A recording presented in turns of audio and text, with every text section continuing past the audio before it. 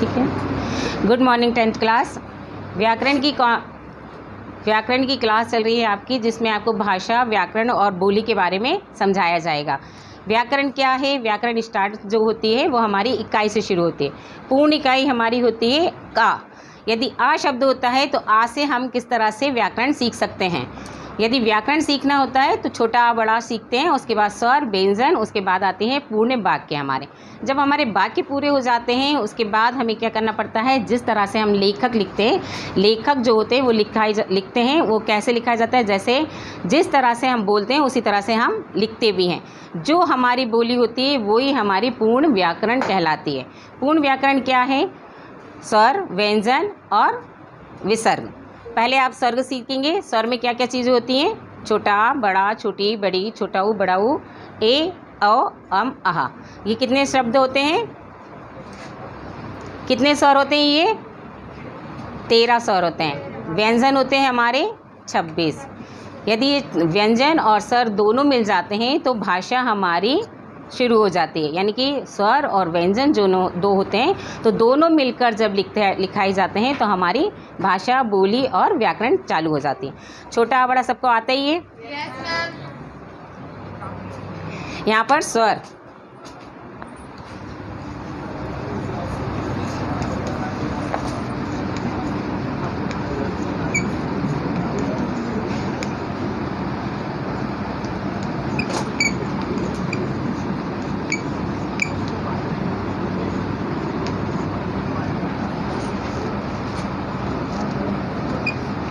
ओ, औ, अम और लास्ट में अह। यहाँ पर एक शब्द जो है ऋषि, जो इसको हम लोग खाली शब्द बोलते हैं, वो वाले शब्दों को यहाँ पर लगा दिया जाता है। यदि ये खाली वाले शब्द होते हैं, लेकिन वो वाले शब्द जो हमारे होते हैं वो क्या बातें हैं, जब हम कोई शब्द को यूज़ नहीं कर पाते तो ये शब्द उनमें डालकर उन वाक्यों को प्रयोग कर लेते हैं। मनुष्य एक मननशील और चिंतनशील सामाजिक प्राणी है। वह अपने मन के भावों विचारों को अनेक माध्यमों से प्रकट करता है, किंतु उनकी अभिव्यक्ति सबसे अधिक महत्वपूर्ण तब होती है जब वो अपने भावों को, अपने विचारों को आदान प्रदान करता है। यदि हम बोलते हैं तो हमारी बात में समझ में आती है कि हम बोल रहे हैं, लेकिन जब हम अपने हाथों से इशारा करते हैं तो हमें वो भी समझ में आता है कि कोई हमें बुला रहा है, या जाने का कह रहा है, या यहाँ पर आने का कह रहा है। तो ये चीज़ें क्या है हमारे साथ, कि जब भी हम कोई बात करते हैं तो अपने विचारों को प्रकट करते हैं। अपने विचारों को प्रकट करते हैं जब तो हमारी व्याकरण शुरू होते हैं, नहीं तो हमें पता ही नहीं चलता कि हमारी व्याकरण कहाँ से शुरू हो रही है। व्याकरण कितने तरह की होती है ये मालूम है किसी को? व्याकरण एक ही होती है, एक ही तरह की होती है, और व्याकरण से ही बहुत सारी चीज़ें निकाली जाती हैं। जैसे भाषा होती है, भाषा दो रूप में अभिव्यक्ति होती है, एक होती है मौखिक और दूसरी होती है लिखित। मौखिक भाषा आप जानते हैं जो बोलकर की जाती है। लिखित भाषा जो होती है जो हम लिखकर प्रकट करते हैं। यदि हम मौखिक भाषा बोलकर प्रकट करते हैं, या कहकर प्रकट करते हैं, या अपने विचारों से प्रकट करते हैं, या आदान प्रदान करते हैं, तो हमें ये समझ में आ जाता है कि लिखकर बोलने वाली भाषा से बोली ज़्यादा अच्छी, सरल होती है। यानी कि जो भी हम बोलते हैं जल्दी से बोल देते हैं, और जब हमें लिखना होती है तो हमें सोच समझ के लिखना पड़ता है कि हम क्या लिखें क्या नहीं लिखें। यदि मान लीजिए मैंने लिखा कि राम इधर आ रहा है, तो हम बोलने में तो अपन जल्दी बोल देंगे कि राम इधर आ रहा है, लेकिन जब हम उसको लिखेंगे तो हम कैसे लिखेंगे? राम इधर आओ। बहुत शॉर्ट में लिखेंगे और उसको सही लिखेंगे, ताकि हमें जल्दी से समझ में आ जाए कि ये चीज़ें कहाँ पर यूज़ हो रही हैं। तो बोलने वाली भाषा ज़्यादा सरल होती है लिखने वाली की अपेक्षा। व्याकरण आता है किसी भी भाषा के शुद्ध रूप का ज्ञान प्राप्त करने के लिए उसके व्याकरण का होना नितांत आवश्यक होता है। आवश्यक क्यों होता है? हमारे पास यदि व्याकरण होती है, हमें व्याकरण समझ में आ जाती है, तो हमें लिखित, मौखिक भाषा, बोली, विसर्ग, सारी चीज़ें हमें याद हो जाती हैं, अन्यथा हमें कोई चीज़ याद नहीं होती है। भाषा के लिए हमें व्याप्तिक अर्थात विश्लेषण की ज़रूरत होती है। विशेषण जानते हैं ना, जो विशेषता बताते हैं। पहले तो होती है संज्ञा, सर्वनाम, विशेषण, चारों चीज़ें होती हैं। यदि हम इनमें संज्ञा सीखते हैं तो संज्ञा कैसे सीखी जाती है, कि जो व्यक्ति स्थान या जगह के नाम का बोध कराता है उसको संज्ञा कहते हैं। किसी चीज़ के बोध करा रहा है ना, कि हमें इसको मालूम चाहिए कि ये नाम है, ये स्थान है, ये जगह है, ये यहाँ पर कुछ है, या फिर कोई दर्शनीय स्थल है। तो इसी तरह से यदि हमें कोई सर्वनाम के लिए भी बताएगा तो हमें सर्वनाम के चीज़ें होती है कि यहाँ वहाँ जो स्थान की लिए प्रयोग किया जाता है, यानी कि हमें उस जगह के लिए कहा जाता है वो आ रहा है या वो बहुत सुंदर है, तो हम वह तो कर देते हैं, लेकिन इसका सर्वनाम में यूज़ हो रहा है, यानी कि वह, यहाँ, इधर, उधर, ये सारी चीज़ें हमारी सर्वनाम में। अब विशेषण में जो चीज़ें आती हैं वो होती हैं विशेषता बताने वाली, जो संज्ञा और सर्वनाम की दोनों की विशेषता बताते हैं वो हमारे विशेषण कहलाते हैं। जैसे ताजमहल बहुत सुंदर है, विशेषता बता रहा है ना कि ताजमहल बहुत सुंदर है। सेंट माइकल के बच्चे बहुत अच्छे हैं, इंटेलिजेंट हैं, विशेषता बता रहा है इंटेलिजेंट, है ना आप लोग। तो इसी तरह से यदि किसी चीज़ की विशेषता बताते हैं तो उसको विशेषण कहा जाता है। तो इसी तरह हमारी व्याकरण शुरू होती है कि जहाँ पर विशेषता बताई जाती है, क्रिया होती है, संज्ञा होती है, सर्वनाम होती है, ये सारी चीज़ें हमारी जो हैं वो व्याकरण से ली जाती हैं। योजनाबंद होती हैं, इस योजना को व्याकरण कहा जाता है। अतः व्याकरण वे शास्त्र है जो हमें भाषा के शुद्ध, परिवार्जित और स्थायी रूप का नियमबंद ज्ञान कराता है। इसमें नियम भी बहुत ज़रूरी होते हैं, हर कहीं हर कुछ चीज़ नहीं लिखी जाती। जिस तरह से हम लिखते हैं ना कि जा उधर चला जा, बिल्कुल सही वाक्य नहीं बन रहा ना, वाक्य सही बनता है जाओ यहाँ से चले जाओ, या फिर हम कहेंगे चले जाओ, डायरेक्ट बोल देते हैं कि चले जाओ यहाँ पर। इसी तरह से यदि हमें नियम बंदे पालन करना पड़ेगा, यानी कि मुझसे वाक्य को बनाना पड़ेगा, तो हमें कैसे बिल्कुल शुद्ध और साफ वाक्य बनाने पड़ेंगे। अब आती है हमारी बोली। देश के किसी भी सीमित भाग में बोली जाने वाली भाषा जो केवल बोलने के प्रयोग में आती है बोली कहलाती है। जैसे राजस्थानी होती है, छत्तीसगढ़ी होती है ना, पंजाबी होती है, ऐसी बहुत सारी बोलियां होती हैं हमारे पास जो हर क्षेत्र में हर जगह बोली जाती हैं। ज़रूरी नहीं होती कि एक ही बोली सभी जगह बोली जाती है, ऐसा नहीं होता ना। भाषा ज़रूर बोली जाती है, लेकिन हमारी जो बोली होती है वो हर क्षेत्र में अलग अलग तरीके से बोली जाती है। जैसे राजस्थान में राजस्थानी होगी, पंजाब में पंजाबी होगी, भोपाल में भोपाली होगी। इस तरह से जो बोलियां होती हैं वो अलग अलग क्षेत्रों में अलग अलग जगह सीमित बोली जाती हैं। तो बोलियां भी हमारी बहुत तरह की होती हैं। अब आता है हमारा विभाषा और उपभाषा। विभाषा के क्षेत्र बोली से विस्तृत होती है। एक प्रांत अथवा उपप्रांत की बोलचाल या साहित्य रचना की भाषा विभाषा कहलाती है। हिंदी के अधिकतर विद्वान विभाषा को उपभाषा भी कहते हैं। विभाषा हमारी उपभाषा क्यों होती है? क्योंकि जब हमारे विशेष प्रदेश में व्यवहार में लाई जाने वाली बोली जो उच्चारण रूप से या शब्द प्रयोग से दृष्टि से अन्य विभागों से भिन्न होती है, किंतु ऐसा कदापि नहीं है कि इसकी विभिन्नता कई तरह से होती है। कई कारण होते हैं जो भाषा के क्षेत्र में बोले जाते हैं। हमारे जो भाषा के क्षेत्र में बोले जाते हैं वो हमारे क्या होते हैं? विभाषा कहलाती हैं। विभाषा हमारी कोई ज़रूरी नहीं है कि हम इसी एक ही भाषा को बोलें, उसमें कई तरह की भाषाएँ होती हैं जो कई तरह की भाषाएँ बोल सकते हैं हम। स्वतंत्रता भी होती है, इसमें सत्ता भी होती है। जैसे ब्रज, अदवी, खड़ी बोली भी होती है। बहुत से लोग बहुत खड़ी बोली बोलते हैं। जैसे यूपी की बोली होती है, बहुत खड़ी बोली होती है। आदि हिंदी की विविधताएं, अतः ये स्पष्ट है कि विभाषा का क्षेत्र बोली से अधिक व्यापक और अधिक स्थिर है, यानी कि बिल्कुल सीमित है, स्थिर है। वहाँ पर जो बोला जाता है सिर्फ वो ही कहा जाता है। कहने का अर्थ होता है जैसे हमारे यहाँ कोई तो भोपाली भाषा में बोलते हैं ना, जा रिया है, आ रिया है, तो रिया शब्द यहाँ पर क्या है? विभाषा के रूप में। यहाँ पर जितने भी भोपाली होंगे वो सारे इसी शब्दों का प्रयोग करेंगे। वो ये नहीं बोलेंगे आ रहा है, माने लखनऊ की भाषा यहाँ पर नहीं बोलेंगे। जो वहाँ से आए हुए लोग हैं वो ज़रूर इस भाषा का प्रयोग करते हैं। अब आती है हमारी भाषा। कई विभाषाओं के रूप में प्रयुक्त होने वाली और शिष्ट लोगों के द्वारा स्वीकार की गई विभाषा ही कालांतर में भाषा का रूप ग्रहण करती है। कालांतर में भाषा का रूप इसलिए ग्रहण करती है जब हमारी विभाषा खत्म हो जाती है तो भाषा चालू हो जाती है।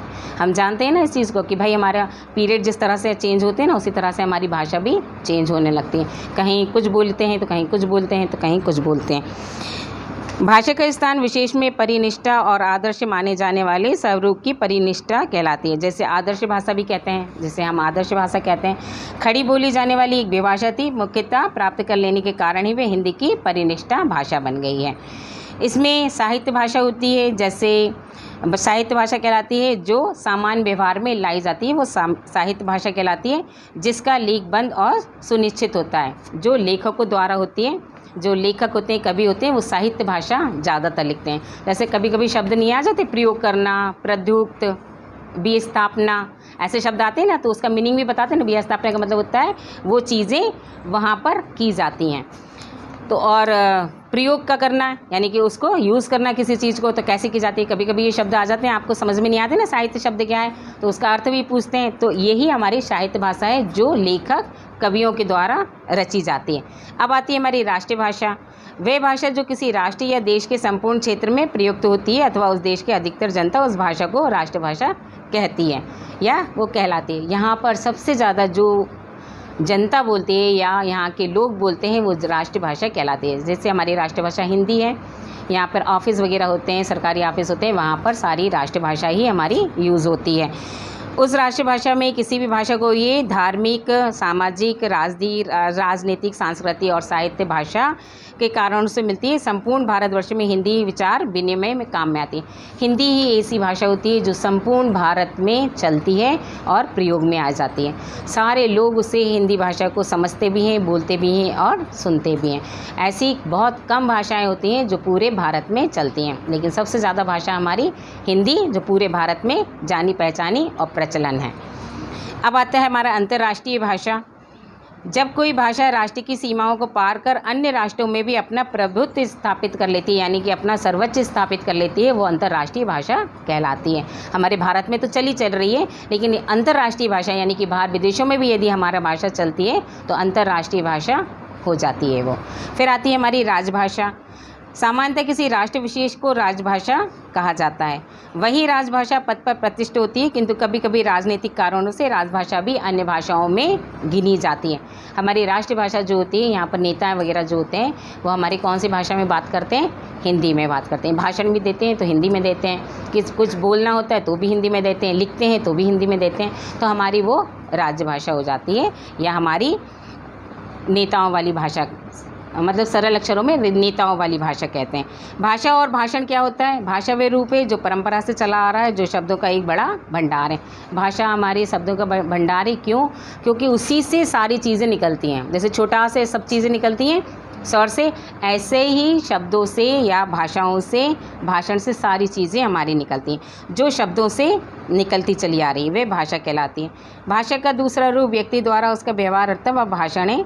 विद्वान भाषा के प्रथम रूप को विद्या कहते हैं, जो दूसरों को कला, भाषा और भाषण दोनों को अलग अलग प्रकार से प्रकट करता है। भाषा जब हम बोलते हैं, लेकिन जब हम भाषण देते हैं ना तो कई तरह की बोलियाँ भी निकलती जाती हैं। ज़रूरी नहीं होता कि हम किसी चीज़ में ही बोलें, कुछ उसमें इंग्लिश के शब्द भी यूज़ हो जाते हैं, कुछ जो मराठी होता है या बंगाली होता है तो वो शब्द भी यूज़ कर लेता है, हिंदी भी कर लेता है। जब भाषण देते हैं ना तो मिक्स भाषा हो जाती है उसकी। ज़रूरी नहीं होता कि आप एक ही लैंग्वेज में भाषा में भाषण दें, कई तरह की भाषाएं हो जाती हैं वो। इसमें यदि भाषा और भाषण में कोई से अंतर है तो वो क्या है कि जो भाषण होते हैं वो कई मिक्स करके बोला जाता है, लेकिन भाषा जो होती है वो एक ही तरह से लिखी या बोली जाती है। भाषा के प्रयोजन होते हैं। भाषा के 3 प्रयोजन होते हैं। प्रथम होता है वक्ता, श्रोता और प्रभावित करने वाला बोलता है। विशेष वस्तुओं की ओर ध्यान आकर्षित करने वाला भाषा का द्वितीय प्रयोजन होता है। भाषा के ये 2 प्रमुख प्रयोजन हैं। इन प्रयोजनों में तृतीय प्रयोजन भाषण को जन्म देता है, किंतु बाद में भाषण का संबंध विचार से सबसे अधिक घनिष्ठ हो गया है। भाषण में विचार कल्पना पहले से ही विद्यमान रहती है, किंतु ये भाषण का क्रिया का प्रसाद है जो मनुष्य विचार कर सीख सकता है। किसी समय तो अध्ययन में भाषण अधिक सहायक होती है। यहाँ पर ही क्यों कहा, जैसे भाषण हम कभी कभी लिख लेते हैं और फिर उसके बाद बोलते हैं ना, लेकिन जो लिखा हुआ होता है कभी कभी हम वो बोल भी नहीं पाते हैं। क्यों करते हैं ऐसा? क्योंकि जब हमारी जो कल्पना, हमारा जो विचार, जो हमारी इच्छा होती है ना, हम उसको बोलते हैं। जैसे सामने जो कुछ होता है हम उसको देख के भी भाषण तैयार कर सकते हैं, उसको देखकर भी हमारी बोली बोल सकते हैं। उसी तरह से जब हम भाषण बोलते हैं ना तो लिखा हुआ भाषण जो होता है, हम कभी उसको सामने रखकर 2 लाइन बोलने के बाद जब हम सामने देखते हैं कि कुछ और हो रहा है तो हम उस हिसाब से भाषण को बोलने लगते हैं। उस तरह से हमारी भाषण निकलता चला जाता है। अब आते हैं हमारे पास ध्वनि। ध्वनि क्या है? सबसे छोटी इकाई होती है ध्वनि। जब हम बोलते हैं ना तो उसमें वातावरण में पूरी एक गुंजा टाइप की होती है, जैसे भौरा गुनगुना रहा हो, किंतु अर्थ का स्तर पर लघुत्तम इकाई शब्द है। यदि हमने ये इकाई पढ़ी थी तो सबसे पहले तो ध्वनि थी हमारी सबसे छोटी इकाई, लेकिन जब हमने पढ़ा तो भाई उसकी छोटी इकाई एक लघुत्तम इकाई भी शब्द कहलाती है, जिसमें एक शब्द बनता है, सिर्फ एक ही शब्द रहता है जिस शब्दों से जोड़ जोड़ कर कई वाक्य हमारे बन जाते हैं। जैसे आ, का, चा, टा आदि ध्वनियाँ होती हैं, किंतु इनका कोई अर्थ नहीं निकलता है। जब हम कोई भी शब्द बोलते हैं ना तो उसमें एक लुप्त शब्द भी आते हैं ना, जो अंदर होते हैं। ओम, ओम शब्द में आता है जो ओ तो छुप जाता है, ओ तो निकल आता है, लेकिन बीच का जो अक्षर होता है हाँ वो छुप जाता है। यानी कि हम जो बोल रहे हैं वो हम शब्द कभी लिख नहीं पाते। कुछ शब्द होते हैं जो ध्वनियों के साथ निकल तो जाते हैं लेकिन हम उसको लिखते नहीं हैं, तो वो कौन से शब्द हैं? हमारे लुप्त शब्द कहलाते हैं। वो शब्द में होते हैं ध्वनियों के सहयोग से बने ऐसे ध्वनि शब्द समूह जिनका कोई अर्थ निकलता है शब्द कहलाते हैं। जैसे मोहन, जा, आ, हाँ, धीरज आदि बहुत सारे ऐसे शब्द होते हैं जो हम बातें करते करते, जैसे सामने कोई हमसे बोल रहा है तो हम कहते हैं हमारे मुंह से ऑटोमेटिक निकलते हैं हाँ, भले ही हमें कुछ नहीं मालूम हम काहे से हाँ कर रहे हैं, ऑटोमेटिक हमारे मुंह से निकलते जाते हैं। तो ये शब्द कौन से होते हैं? हमारी ध्वनियों को निकालते हैं, हमारी ध्वनियों को निकालते हैं उस शब्दों के साथ। वाक्य बनते हैं जब ध्वनियाँ और शब्द भाषा की पूर्ण इकाई नहीं है, क्योंकि जब ये इसका वाक्य में प्रयोग नहीं किया जाता है तब वे पूर्ण मात्यांत प्रकट नहीं हो पाते हैं। जैसे कमल एक शब्द है किंतु कमल कहने से मात्र से वो पूर्ण प्रकट नहीं होता। कमल हमारा नाम भी है, कमल हमारा फूल भी है, दोनों चीज़ें ना। तो कमल से हमारा अर्थ नहीं निकलता है कि हम पर्टिकुलर एक लड़के का नाम ले रहे हैं, कि एक लड़की का नाम ले रहे हैं, कि एक फूल का नाम ले रहे हैं। हमें कमल शब्द का अर्थवर मालूम होना चाहिए कि कमल क्या है। यदि हम कमल लड़के से कह रहे हैं तो कहते हैं कमल इधर आ, लड़की से कह रहे हैं तो कमल इधर आओ, यानी कि चेंज हो जाती है वहाँ पे हमारी भाषा। और फूल होता है तो कहते हैं कमल का फूल कितना खूबसूरत है, बहुत सुंदर है। तो ये हमारी क्या चीज़ होती है? हम अपने मतंत को प्रकट करते हैं, यानी कि हम अपने अंदर जो आयु इच्छा को प्रकट करके उसको बता देते हैं कि हमने किससे बात करी है, लड़की से करी है, लड़के से करी है, या फूल की हमने विशेषता बताई है। अब आती है हमारी लिपि। लिपि कितने तरह की होती है? हिंदी में लिपि होती है ना, तो अक्षरों और वर्णों में चिन्हों के लिखने की विधि लिपि कहलाती है। प्रत्येक भाषा को अपनी एक लिपि होती है। जैसे हिंदी की लिपि होती है देवनागरी, अंग्रेज़ी की होती है रोमन, है ना, पंजाबी की होती है गुरमुखी, और संस्कृत की भी होती है देवनागरी। तो ऐसी बहुत सारी लिपियाँ होती हैं जो हमारी भाषा की या हमारी हिंदी में, अंग्रेज़ी में, उसमें उर्दू में कहलाती है। तो ये सारी चीज़ें क्या है? हमारी लिपि के है। देवनागरी लिपि कौन सी होती है? जो संसार की सर्वाधिक वैज्ञानिक लिपि होती है देवनागरी, वो हमारी देवनागरी लिपि कहलाती है। देवनागरी लिपि जो होती है उनकी विशेषता, देवनागरी संसार की सबसे अधिक वैज्ञानिक लिपि है, यानी कि उसके अनुसार ही हमारे वैज्ञानिक आगे चलते हैं, क्योंकि उन्हें पता है कि विज्ञान के अनुसार हमारी लिपि तैयार है और लिपि के अनुसार ही हमारे विज्ञान तैयार है। तो इसी तरह उसमें लिखी जाती है, जैसा हम बोलते हैं वैसा ही लिपि में लिखा जाता है। लिपि में कोई एक शब्द इधर उधर नहीं होता है। ध्वनियों में भी हमारी लिपि काम में आती है। लिपि में व्यंजन वर्णों में अर्ध व्यंजन का विधान होता है। अब आती है हमारी भाषा का।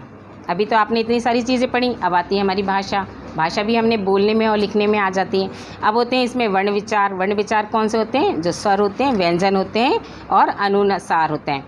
अनुसार स्वर आपको पता ही है, छोटा बड़ा होते हैं, ठीक है ना, छोटा बड़ा, छोटी बड़ी। जब स्वर और व्यंजन मिलकर हम वाक्यों को बनाते हैं तो अनुसार, अनुनासिका, ऐसे बहुत सारे शब्द यूज़ करते हैं और उससे निकलते भी हैं।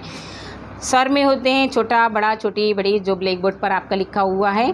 उसमें मात्रा काल चलती है हमारी हास्य स्वर, दीर्घ स्वर और लुप्त स्वर। हास्य स्वर में छोटा बड़ा आती है जो बिना मात्राओं के होती हैं, वो उनको हास्य कहते हैं। और जो दीर्घ में होती हैं उनमें मात्राएं लगी होती हैं। जैसे छोटा लिखा है, इसमें आपने इसको हटा दिया, बड़ा कर दिया, इसको हटा दिया, बड़ी कर दिया, यानी कि ये हमारी दीर्घ वाली में आ जाती है। छोटा ऊ हटा के बड़ा ऊ कर दिया, यहाँ पर ए हटाकर ए कर दिया, ठीक है। ये हमारी क्या है? हास्य स्वर में आती हैं। जो हमारी हास्य स्वर वाले होते हैं इनके जस्ट बाजू में, और जो दीर्घ में आते हैं वो मात्रा वाले शब्द होते हैं। अब लुप्त वाले शब्द जो होते हैं वो हमारे ये होते हैं जो हम बीच बीच में तो बोलते हैं लेकिन वो गायब भी हो जाते हैं। बहुत सारे ऐसे शब्द होते हैं ना जो गायब हो जाते हैं, लिखते हैं लेकिन गायब रहते हैं, बोलने में आते हैं लेकिन हमें दिखाई नहीं देते। तो ऐसे शब्द लुप्त शब्द कहलाते हैं। अनुसार होता है, अनुसार जो होता है वो स्वर और व्यंजन के बीच की कड़ी होती है जिसके सहारे हम बोल निकालते हैं। जैसे गंगा, हंस, तंत्र, मंत्र, जिसमें ऊपर बिंदियाँ लगी रहती हैं। अभी तक आपने क्लास में सबसे पहले यही पढ़ा था कि हंस, तंत्र और मंत्र। इसमें नुशरा इधर आई हुई अनुसार में जितने भी अपन लोगों ने कराए थे यहाँ पर जब क्लास में थे, तो गंगा, हंस और मंत्र में जब एक बिंदी लग जाती है तो उसको स्वर में कैसे मिलाते हैं, अनुनासिका में कैसे कन्वर्ट कर देते हैं, उस शब्द को बता दीजिए। यहाँ पर हंस है, जैसे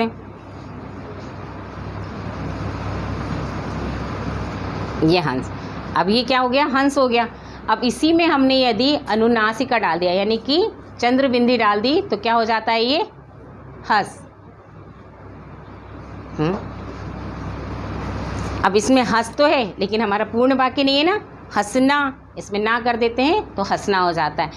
ऐसे छोटे छोटे शब्दों को जैसे उनको मिला देते हैं, तो ये होता है अनुसार और ये होती है अनुनासिका, यानी कि दोनों का वहीं के वहीं हो जाता है। जैसे अनुसार चलता है तो उसी तरह से अनुनासिका भी हमारी साथ साथ चलने लगती है।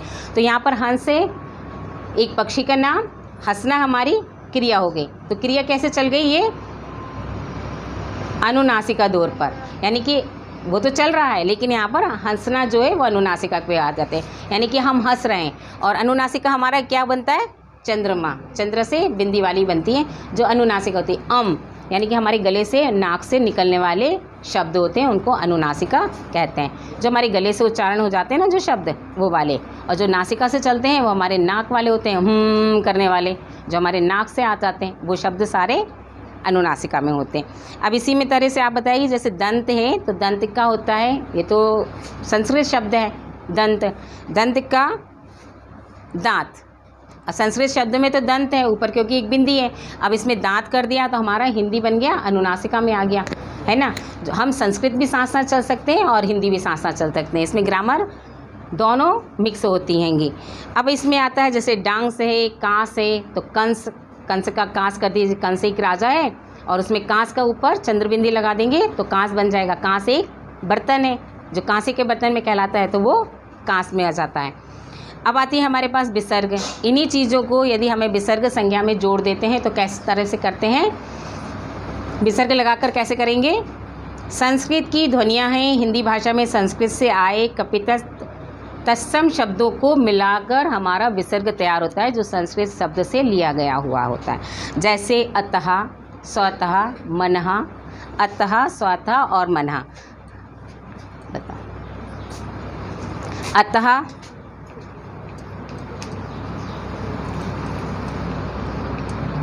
स्वतः और मनः, ये हमारे विसर्ग हैं। यहाँ पर हम वाक्य भी बना सकते हैं कि मनः स्थितिः अस्ति, यानी कि मेरा मन स्थित नहीं है। ऐसे शब्द भी आप बना सकते हैं क्योंकि तत्सम शब्द से ही हमारा विसर्ग चालू होता है और इनसे हम बहुत सारे शब्द बना सकते हैं। व्यंजन आपको मालूम ही है, का, खा, गा होते हैं जो छत्र ज्ञातक होते हैं। अब आता है, बैठो बेटे अपने सीट पर। व्यंजन ध्वनियों का वर्गीकरण जो होता है का वर्ग से, चा वर्ग से, टा, ता और पा वर्ग से होता है। अब आता है का वर्ग का। का वर्ग का कौन बता सकता है, इसमें का वर्ग का जो का, खा, गा, घा होता है। चा वर्ग से आता है चा, चा, छा, झा। टा से आता है टा, ठा, ड, ड, यानी कि खाली अक्षर जो होते हैं हमारे वो आखिरी में आ जाते हैं। उन खाली अक्षरों को जब हम प्रयोग करते हैं तो जिन शब्दों के लिए हमें कोई शब्द नहीं मिलते हम उनमें डाल देते हैं वो शब्द। अब आता है ता का, ता, था, द, धा। फिर आता है पा, पा, फा, बा, भा, यानी कि इन शब्दों के लिए हमें क्या करना पड़ता है, व्यंजन का वर्गीकरण करना पड़ता है। यानी कि व्यंजनों को एक एक जो लाइन होती है उसको हमें आधा आधा डिवाइड करना पड़ते हैं। ऐसे ही इन शब्दों को जब हम डिवाइड कर देते तो हमारे कौन से शब्द बन जाते हैं, वो अलग अलग शब्दों के लिए अलग अलग वर्गीकरण तैयार हो जाते हैं। जैसे जीवा मूल्य, जो अभी हमने का, खा, गा पढ़ा था, वो ध्वनियाँ हमारी काय में निकलती हैं, मूल से निकलती हैं, यानी कि जीवा मूल्य से निकलती हैं। का, खा, गा, जो जीव होती है वो यहाँ पर तालुओं पे अटका कर चलती है, इसलिए उसको जीव्या मूल्य कहा गया हुआ होता है। ठीक है, जैसे का, खा, गा ध्वनियाँ जीव मूल्य हैं। सुधांशु इधर आइए। जीव्या मूल्य कौन सी होती है, जो जीव जो तालु पे लग के जिससे आती है, उसको लिख कर बता दीजिए। जीव मूल्य लिख कर बता रहे हैं, वो देख लीजिए आप। का ख ग घ,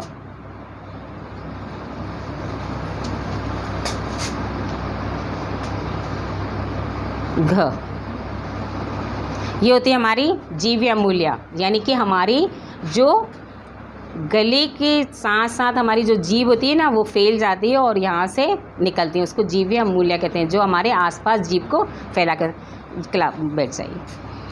अब आती है हमारी कंठ से बोली जाने वाली ध्वनियाँ, जो कहती हैं आ क ख ग घ ड़। यहाँ पर हमारे सिर्फ डायरेक्ट गले से निकल रही हैं वो ध्वनियाँ, वो कहलाती हैं हमारी आ क ख ग घ ड़, यानी कि हमारी जो कंठ से निकल रही है, जो गले से निकलती हैं ध्वनियाँ, वो वाली ध्वनियाँ हमारी कंठस्थ ध्वनियाँ कहलाती हैं। ताल्य से निकलने वाली ध्वनियाँ होती हैं, जो ताल यानी कि ऊपर से तालु जो होता है ना हमारे, उधर से निकलने वाली ध्वनियाँ जो होती हैं वो होती हैंगी ई च छ ज झ या श, यानी कि पूरी हमारी तालु पर टकराती हुई निकलती हैं। अब आते हैं मूर्धन ध्वनियाँ, जो होती हैं हमारी उल्टी होती हैं, जो जीभ को उल्टा कर देती हैं और उल्टा करके वो ध्वनिया को निकालती हैं, वो मूर्धा ध्वनियाँ कहलाती हैं। जैसे टा ठा डा ढा ढा, यानी कि हमारी जीभ जो है वो पीछे पलट जाती है और उसके द्वारा वो ध्वनियाँ निकलती हैं, वो हमारी मूर्धा ध्वनियाँ कहलाती हैं। बहत्तर से ध्वनियाँ होती हैं जो हमारी वो मसूड़ों के द्वारा होती हैं, जैसे ना ला रा ला, मसूड़ों से हमारी जीभ का हिस्सा टकराता है, वो हमारी मसूड़ों की ध्वनियाँ कहलाती हैं, यानी कि 72 ध्वनियाँ। दंतय ध्वनियाँ जो हमारी दांतों पर लगकर बोलती हैं, जो जीभ का आगे वाला भाग है वो दांतों से लगेगा और फिर वो निकलती हैं ध्वनियाँ, वो हमारी होती हैं ल त थ द ध ध न, यानी कि हमारी जो जीभ है वो बार बार उससे टकरा रही है दांतों से, इसलिए दंतय ध्वनियाँ कहलाती हैं। ओष्ठित ध्वनियाँ होती हैं जो पा फा बा, जो ओंठों के द्वारा चलती हैं, ओंठ भी हमारे बोलते हैं उसी में और ध्वनियाँ भी हमारी निकलती हैं, जैसे पा फा बा बा, ओंठ पर ध्यान देंगे तो दोनों वहाँ पे फड़फड़ाते हुए दिखाई देते हैं। अब आती है हमारी नासिका वाली ध्वनियाँ, जो हमारी नाक के द्वारा निकाली जाती हैं, जो होती हैं ड ड़ ड़, जो बिल्कुल हम जिसको हम कह देते हैं ना खाली अक्षर हैं, वो वाली होती हैं, वो पूरी हमारी नाक के द्वारा कहलाती हैं। नैन्सी इधर आइए, ओंठों की ध्वनियाँ आप बताएंगी कौन सी होती हैं? मैम जो होठों के द्वारा निकली जाती हैं। बताइए कैसी होती हैं, लिख कर। पा फा बा भा,